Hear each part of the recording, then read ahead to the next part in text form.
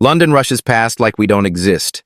A scuffed Ford Fiesta idles beneath a CCTV sign near Trafalgar Square. Ethan rubs grit into his jumper while Mia hugs her knees and tucks 2 Oyster cards into her pocket. "Today we look for the real ones," he murmurs. They choose a busy curb, dress shoes, rolling suitcases, tourists with cameras. No one stops. Mia's mouth is dry. She glances at the last coins in her dad's palm, then leans against the wall as if practicing invisibility. A pair of trainers stops. Grace, blue uniform, yellow rubber gloves looped at her wrist, kneels to Mia's eyeline. "Have you eaten?" Mia shakes her head. Grace opens her wallet, counts out 2,080, and presses the coins into the small hand. "This is what I've got. Enough for a hot tea and a roll. I'll be right back."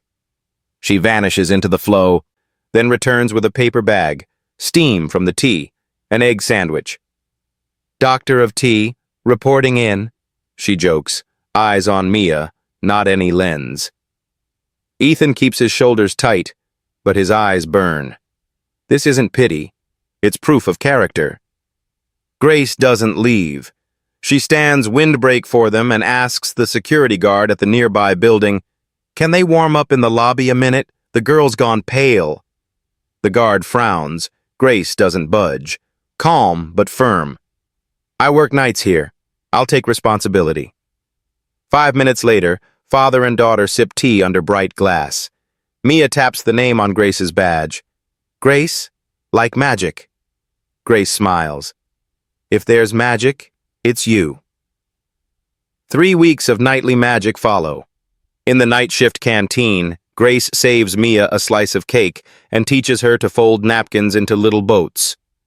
On the 29 bus, while passengers doze, Grace tells stories about her first London months, cleaning at Victoria Station, practicing English off cafe menus. Mia listens, then asks fast, "Why do people look at the ground when they walk past?" Grace answers, "Because if they look up, they'll have to see us." Mia goes quiet, then drapes her old scarf over Grace's shoulders. "I see you." Ethan stands a row away, watching them. He repeats the promise he made to his late wife. "I'll teach our child the difference between flash and kindness." Instead, he's the one learning. He keeps up the down-on-our-luck act. Old coat, messy hair, the clattering Fiesta. He logs Grace's tells. Never careless, never performative, always eye level with a child. Each goodbye, Mia looks back 1 heartbeat longer, afraid the magic might evaporate. One bitter evening, the building heat fails. Grace fishes out a fresh pair of rubber gloves and slips them over Mia's hands like a goofy trick. Behold, superhero gloves. The girl giggles, then, suddenly serious, whispers, "Could you stay till I fall asleep?" Grace glances at Ethan. He nods. They spread coats on a lobby bench. Mia lies between them, eyes tracing light on the glass ceiling. "Mom!" The word tumbles out like a sweet mistake. Ethan holds his breath. Grace strokes the child's hair. "Sleep, little warrior." Mia's breathing slows. Ethan knows they've drifted far past the original test. On a weekend morning after her shift, Grace walks them through a tiny alley market. She teaches Mia to bargain kindly, to look the seller in the eye when paying. Mia picks a one-eyed cloth bear. "He still deserves love, right?" Grace says. "More than ever." Ethan trails them, not intruding on the 2 girls. He memorizes the rare calm blooming in his chest. Later, drizzle at the bus stop. "Do you ever wish every day came with hot tea?" Mia asks. Grace smiles. "I wish for a lot. But I believe if you stay kind long enough, wishes weigh less." Ethan turns away before he cries. The test has its answer. But their truth, about him, about all of them, waits ahead, down a rain-slick road toward Canary Wharf. That night, after walking Grace to her Tottenham bedsit, Mia squeezes her hand. "Can I call you Mum? When it's just the three of us?" Grace falters, then bends close. "When it's just us, yes." Something clicks inside Ethan's ribcage. Family can start before vows, before anything proper. It can begin with a hot cup of tea and £2.80 split in half. The next evening, Ethan takes them to a riverside open kitchen spot, somewhere he brings clients, though tonight he keeps the shabby coat to protect the disguise. He wants to say something honest. He isn't as broke as he looks. He's been testing what his daughter's heart clings to. He doesn't get the chance. Soft jazz, glass on glass, butter and garlic hissing. Mia is too happy, chattering about the one-eyed bear. Grace watches them, eyes gleaming.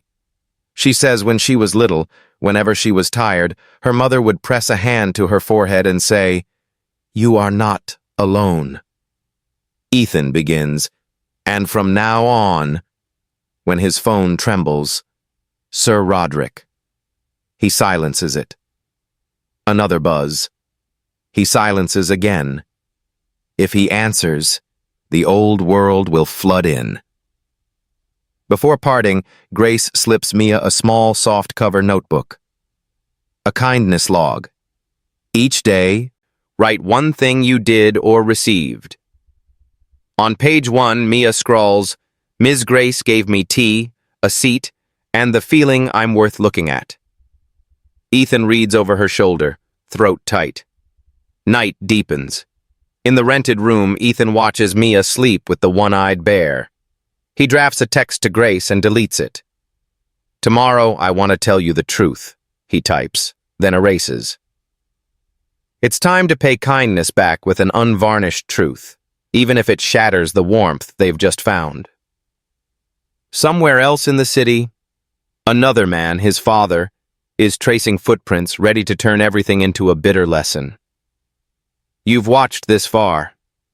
Where are you seeing it from? On a bus, a bedsit, a night shift break room? Drop a line. Have you ever seen someone stop like Grace did? The story is about to hit its first hard bend, where identity detonates and trust breaks. Canary Wharf is all glass and consequence. Ethan books a corner table at a river-facing brasserie, white napkins, butter that looks like sculpture. He means to confess, to swap the shabby coat for the plain truth. But the truth outruns him. A senior partner from Hawthorne and Pierce sweeps past, claps Ethan on the shoulder and says too loud, "Hiding from the board, are we?" A maitre d' calls him Mr. Hawthorne. One slip, two echoes, then the room turns its face toward them. Grace's smile falters the way a candle gutters in a draft. "Mr. Hawthorne?" she repeats, soft, like testing a bruise. "As in, that Hawthorne?" Ethan reaches for her hand. "Grace, I was going to tell you tonight. You were going to tell me while we sat in a place you bring clients," she says, eyes glossy but steady. "After weeks of letting me believe you were us." She stands. Chairs whisper against the floor. "Mia, finish your sandwich." She walks out into the blue steel evening. Not fast, not dramatic, just gone in a way that feels permanent. Mia doesn't cry. She watches the door with a grown-up kind of hurt and asks, "Did we lie, Dad?" Ethan says the smallest truth he has. Yes. By morning, the old world has found them. Sir Roderick is silk and knives at breakfast. "You've had your little anthropology project," he says. "Now fix the mess, or I will." He fixes it in his fashion. A temporary placement appears for Grace at the Kensington townhouse. Days only, good pay, a fair chance. The email is sugar, the welcome is salt. The supervisor is invisible. The rules multiply. She's given a rota with no white space and a smile that says fail. "Standards," Sir Roderick purrs when he glides through a hallway with museum-grade silence. "If I ask thrice, You do it 4 times. He doesn't look at Grace, only at the reflection of his tie in the console mirror. Grace nods and scrubs a spotless banister again. The house is a maze of immaculate demands. 12 bedrooms, 8 en-suites, surfaces that attack the eye with their shine, doors that close themselves, cameras that blink. Grace time-slices her life, polish, launder, press, repeat, while men in soft shoes carry nothing but authority from room to room. Mia trails Ethan on a visit to drop off papers because she misses Grace like oxygen. In a corridor full of light, she slips her hand into Grace's glove and whispers, "You okay?" Grace smiles in that way adults do when they don't want to add weight to a child. "I'm all right, Star." Mia notices the tremor anyway. The trap is small and deliberate. A gold watch appears in Grace's trolley between lemon cleaner and folded cloths. You could miss it if you weren't meant to see it. A security chime dings. A discreet man in a dark suit materializes. A second follows. "Madam, may we check your cart?" Grace blinks once, twice. "Of course." She steps back. The watch glints like a verdict. Ethan rounds the corner because Sir Roderick texted him. "We have a situation." He sees the watch in the trolley, sees the men, sees Grace's face going cold with understanding. The room condenses to a single, terrible angle. "It isn't mine," Grace says, calm but distant, as if speaking through glass. "You know it isn't." Ethan's mouth opens on a dozen sentences and closes on none. The worst thing about a lie is how it starves the truth when you most need it. He looks at his father. Sir Roderick's expression is gentle with concern, stagecrafted. "We'll handle this discreetly," Sir Roderick tells the security men. To Ethan, "You see? This is why boundaries matter." Mia steps between them, small and fierce. "She didn't take it." Her voice shakes, but she holds the ground she has, 2 tiles and her own certainty. One guard looks at Sir Roderick. He gives the subtlest nod, the kind that moves whole teams. "We just need to check a few things, miss," the guard says, softer than before, but the damage is done. Rumors don't care about tone. Grace exhales once, like letting go of a rope. "I won't make a scene in your house," she says. She takes off her apron and places it on the console table beside the watch. "Thank you for the opportunity." Ethan reaches for her, too late. "Grace, please." She looks at him, not angry now, just tired in the bones. "You dressed as the poor to test the kind. Then you brought me here to be tested by the rich." She turns to Mia, kneels to eye level, and tucks a strand of hair behind the girl's ear. "Keep writing in your kindness book, Star, especially on bad days." She stands and walks out beneath a crystal chandelier that scatters her into 1,000 fragments. Sir Roderick watches her go, then pours himself a finger of something amber and old. "You can thank me later," he tells Ethan, as if he's a surgeon who removed a benign tumor. Later, on the pavement outside, Mia presses her phone to her chest the way other kids clutch teddy bears. "We should have told the truth earlier," she says. Ethan nods, throat tight. "We should have." Upstairs, the watch lies where someone meant it to be all along, ticking like a metronome for a symphony of consequences. The city doesn't shout when it shuts you out. It just stops answering. By Monday morning, Grace's name turns up in 3 contractor WhatsApp groups with the same copy-pasted warning. "Watch your carts. Item went missing on a trial shift. Not worth the risk." A thumbs down emoji here, a prayer hands there. She replies once. Calm, factual, useless. Ahmad removes her. By noon, 2 agencies pause her profile, pending review. By evening, her rota for the week is blank white, the kind of white that hums. Rent doesn't hum. It knocks. The landlord slides a polite note under the door. Overdue. Grace counts notes on the counter, coins in a jar, and the smile at the corner shop that used to stretch to the eyes doesn't quite make it today. She buys basics anyway, bread, milk, paracetamol, and tells herself it's a temporary storm. The night grows a chill that the radiator can't argue with. She wraps her hands around a mug and doesn't drink. Ethan texts, "Please talk to me." She stares at the screen until the words blur. Somewhere inside the same city, a man with his surname designed a trap that fit her life precisely. She pockets the phone and goes looking for shifts that pay cash. An office corridor that smells of lemon and ambition. A bar back room where beer sour sits heavy in the mop. The supervisor there says she can come if no one else shows. No one else shows, until the next night, when someone does. On a Tuesday, sleep ambushes her on the Victoria line. She jolts awake 2 stops past home, stumbles onto the platform, and the tiles swing slightly like a boat. The world pulls in high and tinny.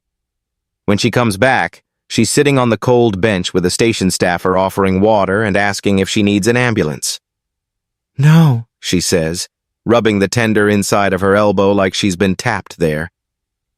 "I'm okay." She isn't. The nausea has a calendar to it. She knows this rhythm. She has known it before. In the tiny bathroom mirror, she breathes out and nods to a truth she hasn't said out loud. "I'm pregnant." The word is heavy and light at once. On the back of a receipt, she does math that runs like spilled ink. Weeks, dates, costs.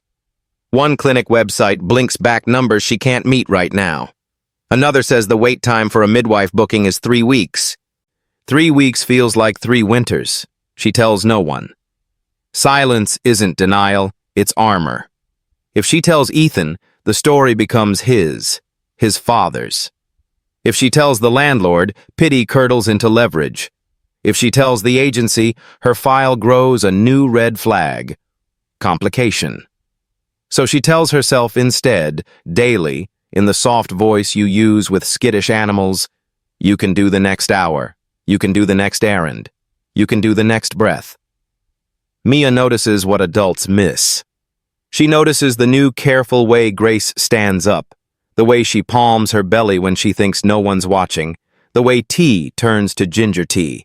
She writes in her kindness log, "Today I held Grace's hand on the bus and pretended it was because I was scared of a tunnel." She doesn't ask. Kids know that questions can be knives even when they're small. The smear keeps working. A woman Grace trained last year crosses the street to avoid choosing a side. At a building where security used to nod her through, a guard reads her name and says, "We're fully staffed," to the middle distance. The same day, the bar manager texts, "Don't need you tonight. Client's picky about optics." Optics is how people throw a stone and swear they never touched it. At the clinic, a nurse with soft eyes and quick hands takes Grace's blood pressure and says, "You're run down." It isn't judgment.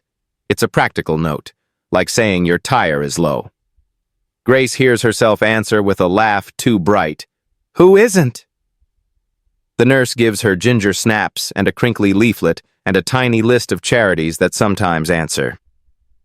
"Rest," she says, as if rest is a thing found between shifts on a grocery shelf. Grace nods. She tucks the list into her pocket next to a bus pass that needs topping up. Ethan tries to send money. She returns it. He shows up outside her building once, hat in hand. She won't buzz him in. He leaves a bag with soup and fruit on the step. She opens the door only after his footsteps fade and the fruit has gone cool. She eats an apple and hates that it tastes like relief. Sir Roderick keeps to his altitudes. A single email lands in Ethan's inbox. "You're welcome." Ethan stares at it until the screen dims. He can't unknot the algorithm of guilt and anger in his chest. He writes, deletes, writes again. "You didn't protect me. You punished me for needing something you can't price." He doesn't send it. He doesn't visit his father. He does what men do when they've broken something important. He tries to fix the wrong parts, tries to outrun the right grief. He fails at both. Weather moves. Tottenham gets the kind of wind that makes satellite dishes sing. Grace pulls her coat tight and goes to an agency she's never used, the kind with a bell that doesn't work and a receptionist who makes you repeat your name twice. A man finally emerges with a binder and a practiced frown. "We had a note about you," he says. We. The most dangerous pronoun in the city. "We'll be in touch." They won't. Back home, the landlord knocks again, not unkindly. "You're a good tenant," he says, "but I have a mortgage, too." She asks for 2 more weeks with the voice of someone bartering for minutes. He shrugs with his eyebrows. Maybe, maybe not. She thanks him like he gave her a gift. That night, Mia and Ethan ride the 29 in silence. Mia taps her phone camera on and off. On and off. A nervous metronome. She's learned how rooms tilt when her grandfather is mentioned. She's learned how adults speak around the elephant and then blame the floor. She scrolls to a voice memo she doesn't play yet. One captured the day of the watch. Muffled footsteps, her own held breath, Sir Roderick's voice smooth as lacquer. "If there's nothing on her, make something." It sits in her pocket like a hot coal she isn't ready to drop. Grace gets a day job at a laundrette, cash in hand, folding heat into towels until her fingers glow. She sits on a milk crate on break, the air full of cotton and steam, and stares at a printout taped to the wall. "We do not do miracles. We do laundry." She smiles at that, once. Somewhere between a plain white sheet and a pair of jeans, the nausea sweeps her again. She breathes through it. The owner sees her go pale and pushes a bottle of water her way, no questions. Kindness still lives. It's just quieter than the rumor mill. Days stack into a wall. She calculates which bill to sacrifice, like choosing a finger in a cold mountain. She sleeps in a jacket with the hood up on windy nights when the window whistles. When she catches herself talking to the baby, that tiny speck of a person who is not a plan, she stops, embarrassed by the softness in her own voice. Then she starts again, because softness is the only thing that doesn't cost money. Mia finally asks a question that isn't a knife. "If someone made a lie about you," she says in the flat, sitting crisscross on the carpet, "how long would it take for the truth to win?" Grace considers. "Longer than feels fair," she says. "But truth doesn't get tired." Mia writes that down in the log in careful letters. She underlines it twice. One evening, Grace steps off the bus and the world leans again. She sits on the curb and counts to 60, eyes closed. A cyclist stops. "You all right?" She nods. He rides on. She gets up slower than she used to and thinks about the word help and how it tastes different in your mouth depending on who you say it to. The rent clock keeps ticking. The clinic appointment is still 2 weeks away. The agencies stay quiet. Ethan stays at a distance he hopes looks respectful and fears looks like abandonment. Sir Roderick stays certain that the lesson has taken. And then the city, cold, distracted, relentless, blinks. Mia spikes a fever. It's nothing at first, just a bright forehead, a cough that digs. By midnight, it's a wet rasp. By 2, Ethan is bundling her into a cab, and the cab is a slow ship through sodium orange rain, and the ship docks at A&E where everyone's eyes say they've already lived 3 nights inside this night. Mia is brave, then not. She clings to Ethan's sleeve and whispers a name that isn't his. "Mom." A nurse checks oxygen. A doctor orders a chest x-ray. Someone says pneumonia in the voice people use for heavy weather. Grace arrives to the ward door in a hoodie with her hair tucked up and a breath she didn't know she was holding. She doesn't look at Ethan first. She looks at the child, who sees her and unclenches in a visible way, the way a hand opens after holding a stone too long. The monitor numbers settle a notch. "Stay," Mia says, small and hoarse. "Of course," Grace answers, pulling up a plastic chair. She sings under her breath until the lines on the screen even out. Ethan is 2 feet away, closer to tears than he meant to be. Sir Roderick is nowhere, but his shadow still sits in the room like a spare chair. The city outside keeps its fast heartbeat. Inside, something slow and stubborn takes root. A refusal to let a lie be the last word. In Mia's pocket, the recording waits. In Grace's pocket, a folded clinic leaflet warms with her skin. Between them, a fragile peace settles, the kind that can carry you to morning. Hospitals are factories for patients. By morning, Mia's fever breaks enough to trade panic for watchfulness. Grace naps upright, chin to chest, one hand still touching the blanket like an anchor. When she wakes, she meets Ethan's eyes without flinching. The air between them is different, thinner, cleaner, edged with the things they haven't said. "I should have told you who I am," Ethan starts. "You should have told me before I had to learn it with an audience," Grace answers, not cruel, just precise. She looks at Mia. "But we're here now." Rounds come and go. The doctor smiles with the weary kindness of people who fought the night and won. "She'll need a few days and a course of antibiotics," he says. "You got her here in time." Grace thanks him like he handed her a sunrise. When he leaves, she unwraps a ginger snap from her pocket and breaks it in two, like communion. Mia nibbles, grinning for the first time in days. "Doctor of tea," she rasps. Grace laughs. "Always."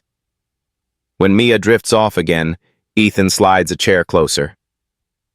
"There's something else," he says quietly. "My father, he arranged that trial shift. He doesn't think he did anything wrong. He thinks he protected me from needing what I need." Grace folds her arms to stay steady. "He set a trap in a house where the rules were his." "Yes," Ethan says. "And I let the lie breathe long enough to grow teeth." Silence. The kind that measures character. "So what now?" Grace asks.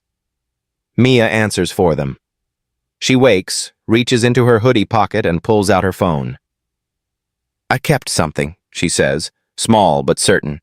She opens voice memos, scrolls to the file and looks up. "I didn't play it because I wanted to be sure." Her thumb hovers. She glances at Grace. "I'm sure."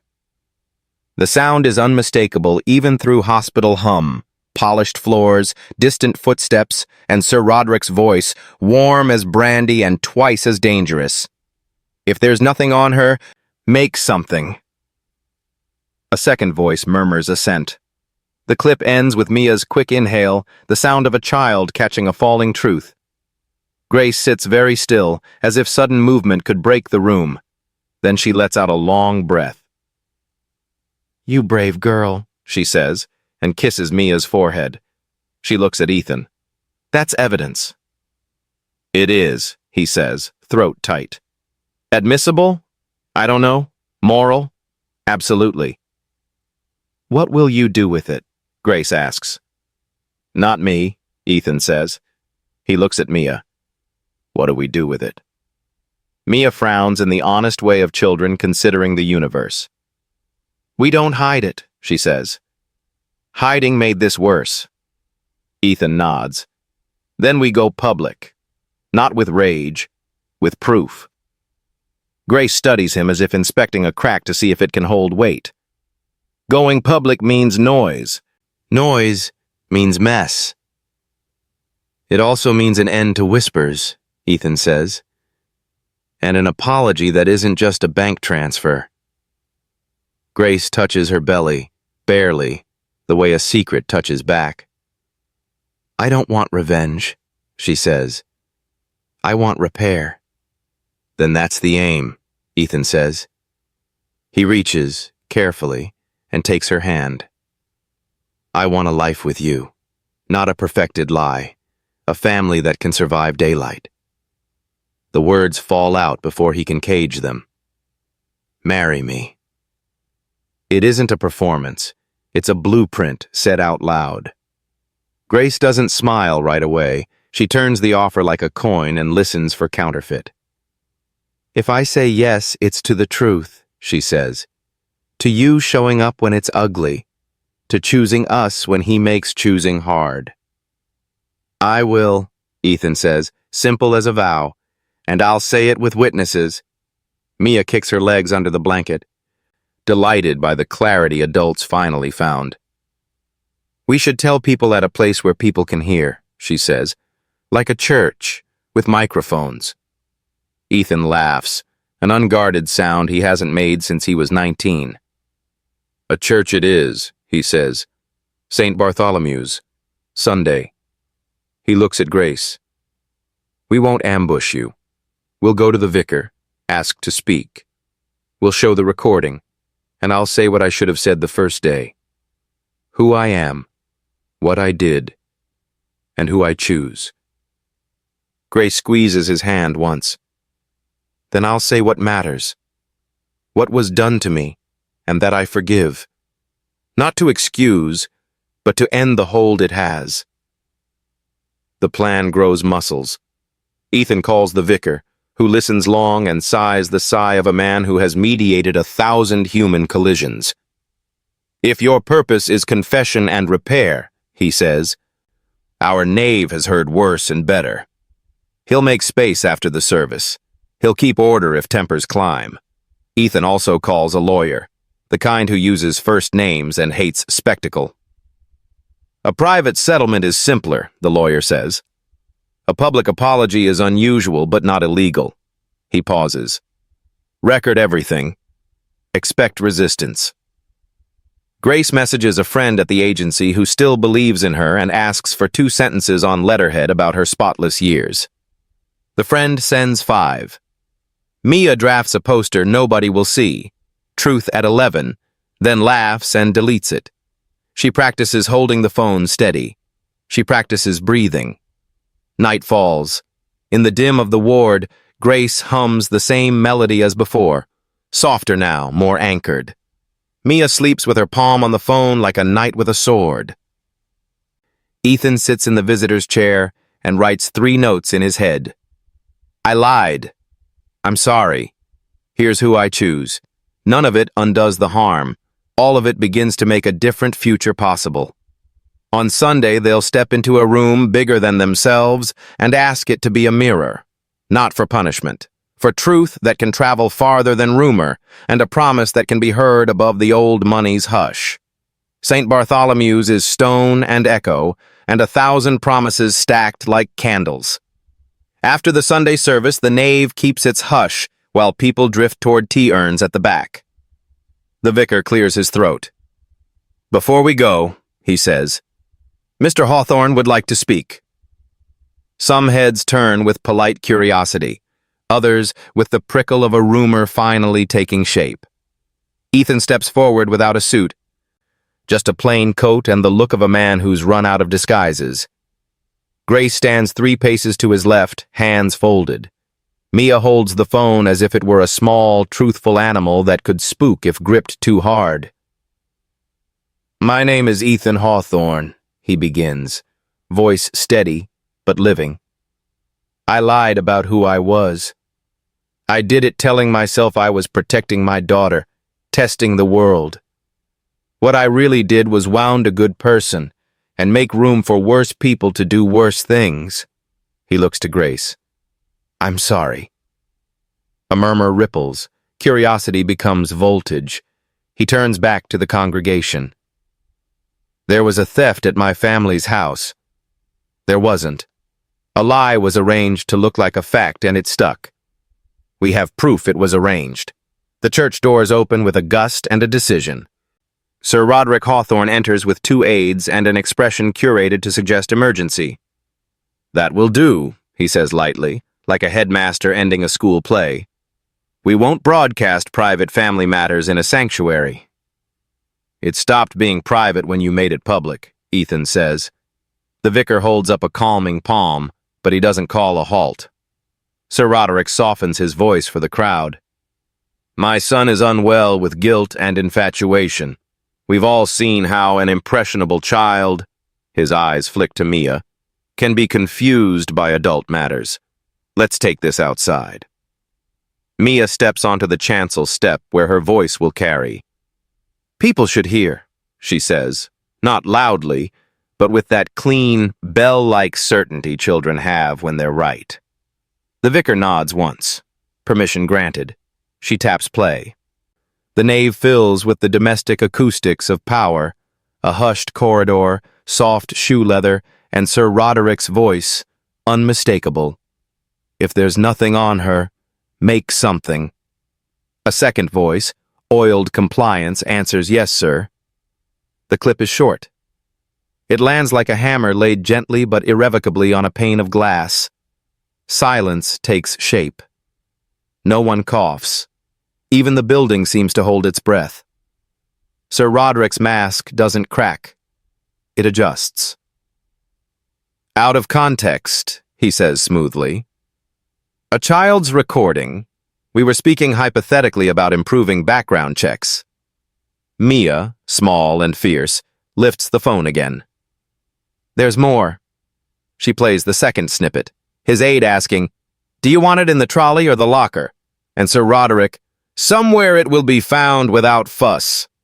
The room moves, almost physically, away from him and toward the three at the front. A woman near the aisle crosses her arms, an older man mutters disgraceful, and it's not aimed at Ethan. Sir Roderick senses the pivot and tries a third mask, paternal weariness.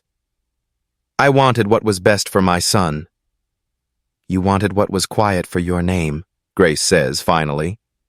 Her voice isn't sharp, it's level. You put dirt in my hands and asked the city to call it mine.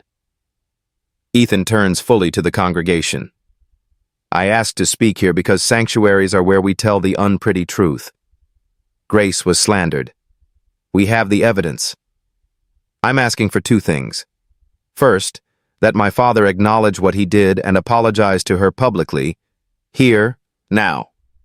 Second, that we put money and effort where our words are and fund concrete repair for people whose livelihoods can be wrecked by a rumor.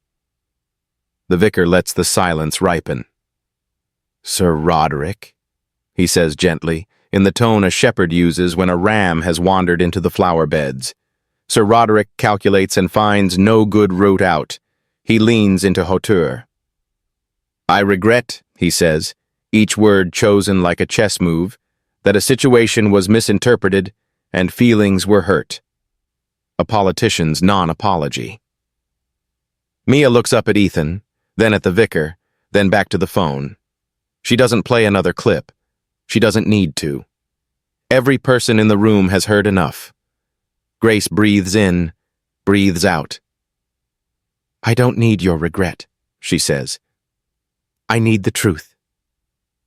Something in the nave shifts again, and it's Sir Roderick who feels for a back foot and finds only air. His aides glance at one another, suddenly uncertain where their instructions end. The older man in the pew stands. Say sorry, he says, plain and English as rain. A murmur of agreement, then a chorus, soft but growing. Say sorry. Say sorry. Sir Roderick's jaw flickers. Survival has a sound. Everyone hears it. I am sorry, he gets out, the words narrowing him. Ms. Miller, I am sorry. I engineered circumstances that harmed you. It's not eloquent. It is, at last, true enough to count. Grace nods once. I accept your apology, she says. Not because you deserve it, but because I won't carry your weight. Ethan steps forward, eyes bright. I've set aside £400,000 to seed a fund for precarious workers, cleaners, night staff, temps, people who can lose everything from a whisper. We'll partner with the parish and a legal clinic.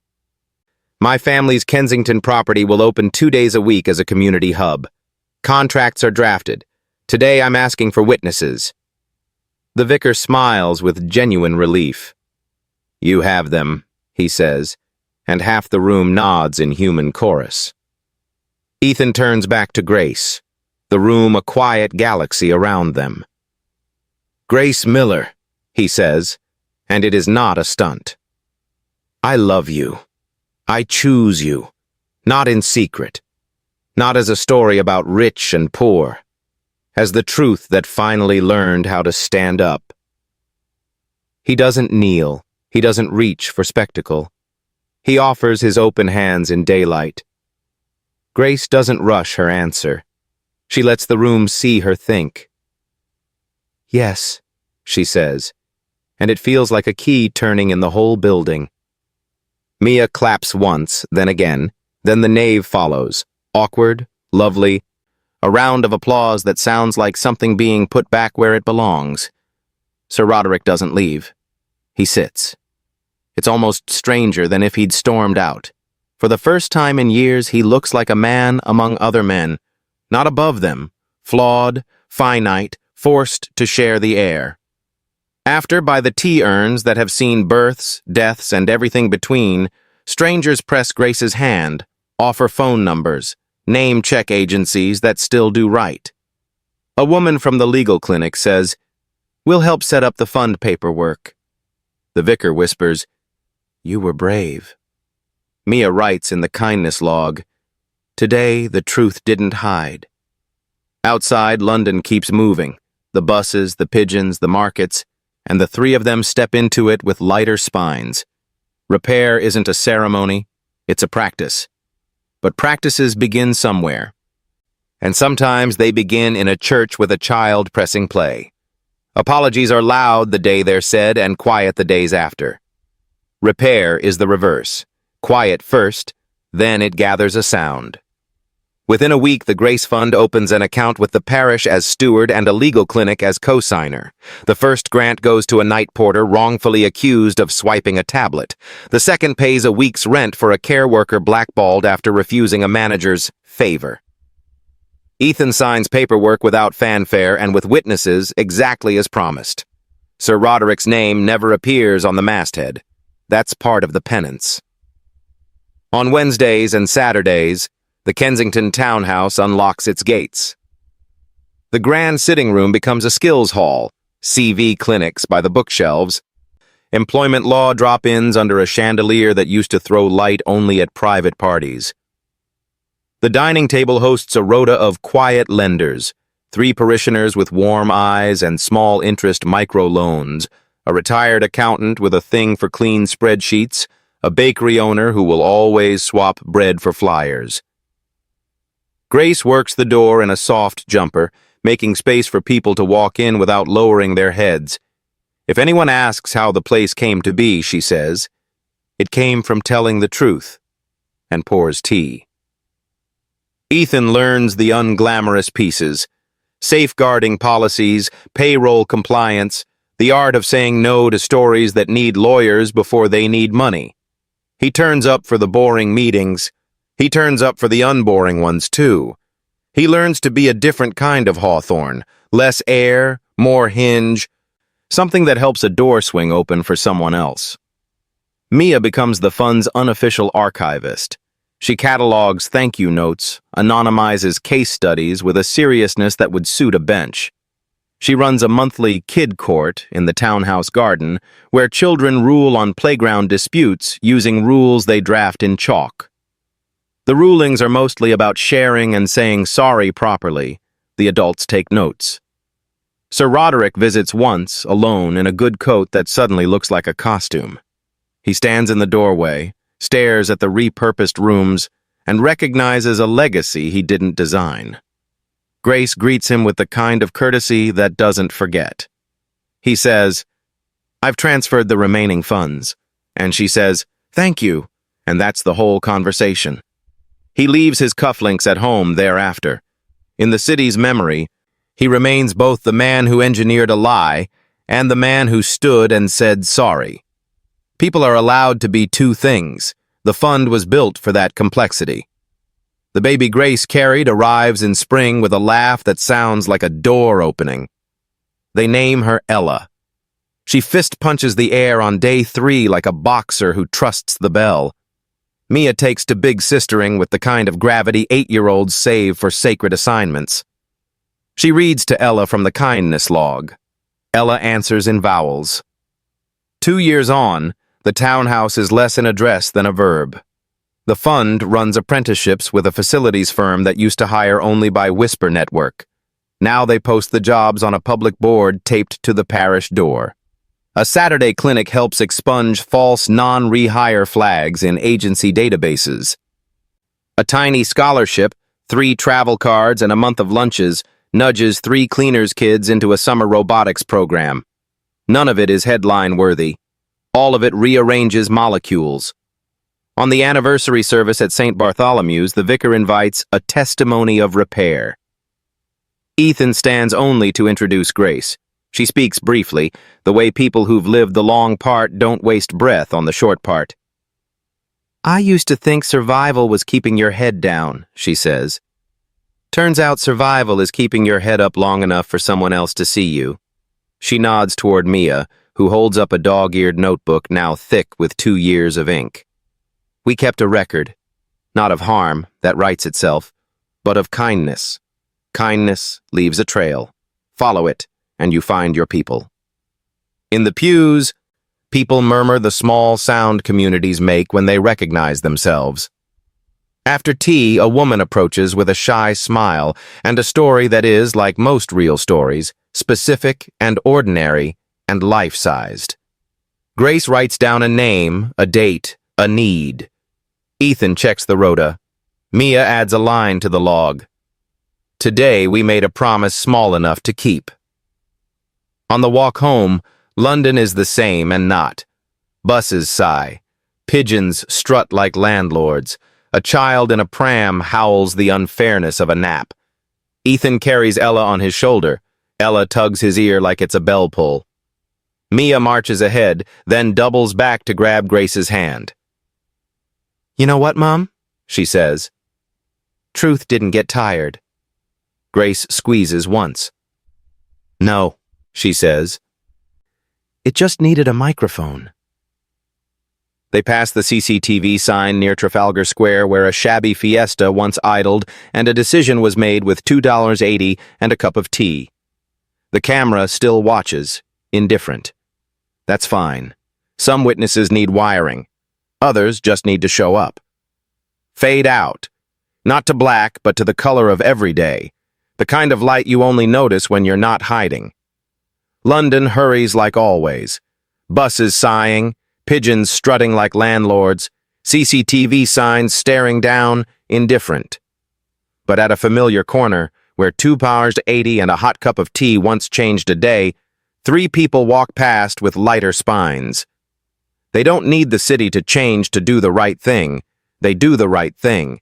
And the city shifts a little, day by day. Grace didn't beat anyone. She repaired a wrong. Ethan didn't redeem himself with hollow promises. He kept a promise with a fund and his time. Mia isn't a miracle. She simply hit play so truth could have a microphone. And when truth has a mic, an apology carries far enough to reach the people who once stayed quiet. The Kensington house opens 2 days a week. The long dining table becomes a help desk. A sign saying, "We do laundry," hangs beside, "We do repair." The Grace Fund doesn't make splashy headlines. It pays the small bills a life can't carry alone. 2 years on, the kindness log is thicker. Every page a marker. A week of rent. A bad flag removed from a file. A transit pass that gets a kid to summer camp. No fireworks. Just the light of ordinary days. The kind of light you only really notice when you stop hiding.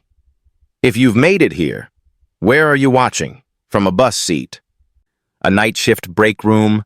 Or a bedsit with warm yellow lamps? Have you ever seen someone stop the way Grace did? And today, what will you write in your own kindness log? One small, true, close-to-home thing, so truth doesn't get tired and goodness keeps finding a path?